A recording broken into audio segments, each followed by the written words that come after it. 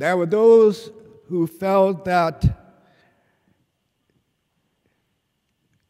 a white minister should organize that church to keep it integrated. But I said, that will not work. It's too late. It's too late to talk about integrating that church. But the Presbytery sent me there in June of '61.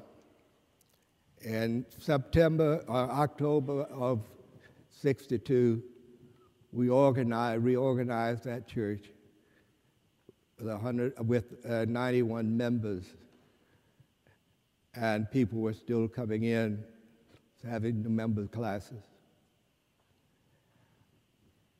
God was at work, but even when God is at work, there are other forces at work.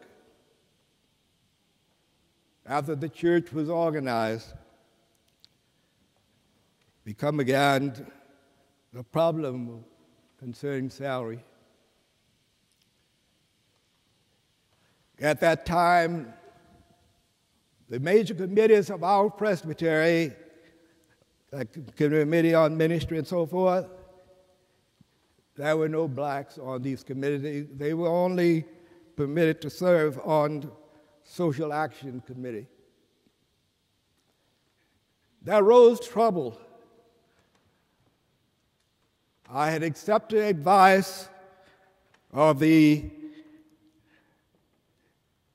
then executive or acting executive. He advised me not to accept the salary that I was offered.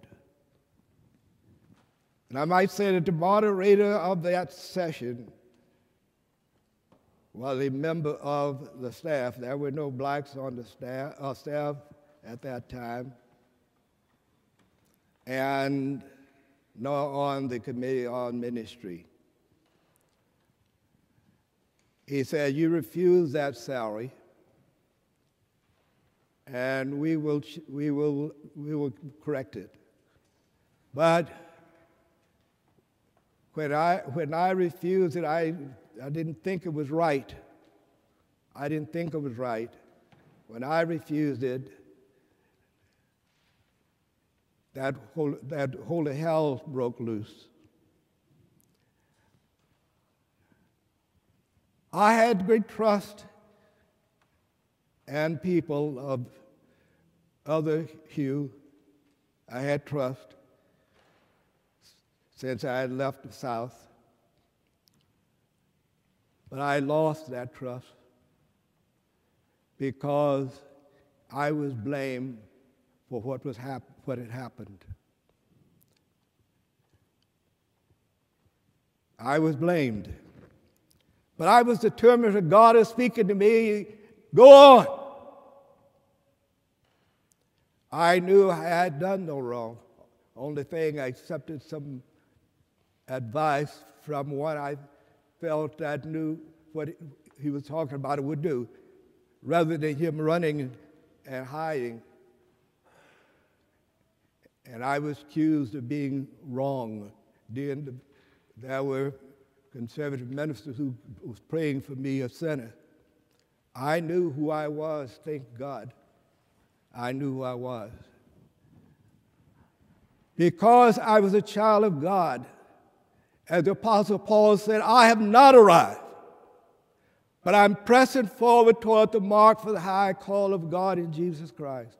I knew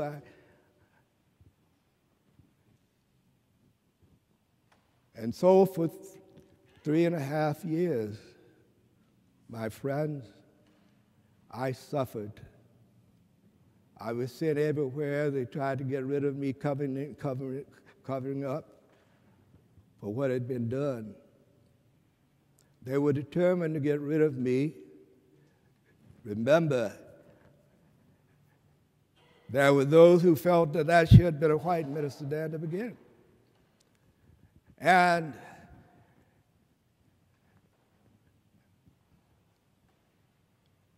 then I refused the salary, so they had all of this.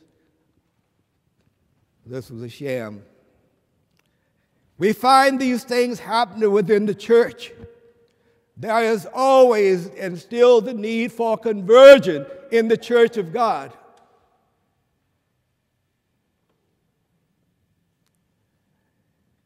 Finally, after going here and there and so forth, where they sent me, it was good to get away from Detroit to get some fresh air. Finally, they said, the Committee on Ministry said, he got to go. He got to go. But him had taken it personally. I hadn't done anything to him. And so they were bringing the matter to the presbytery. The elders who were for me, they said, we can't let that happen. The other elders were new, the ones that were against me, they didn't understand. I had trained all of these folks. They came from other denominations. But at that presbytery meeting,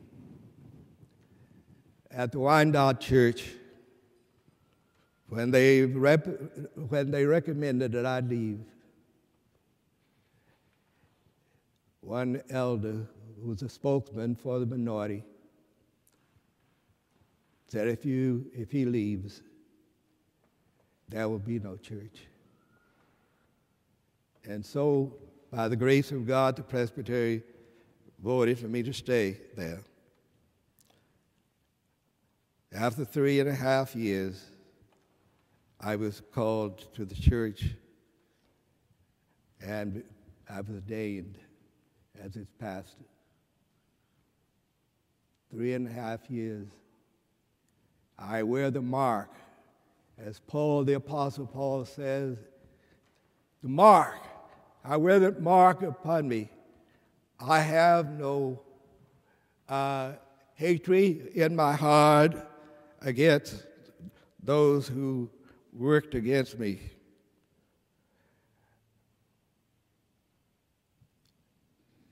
For if we are in Christ, if you are in Christ, we cannot afford, we cannot hate anyone, regardless of his color or his creed.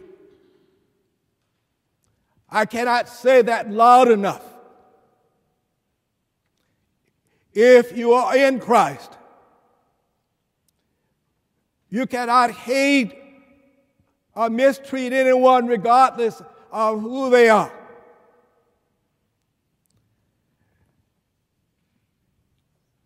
Yes, for 34 years I remained there. For 34 years, for 55 years I have served this presbytery, the Presbyterian Church here.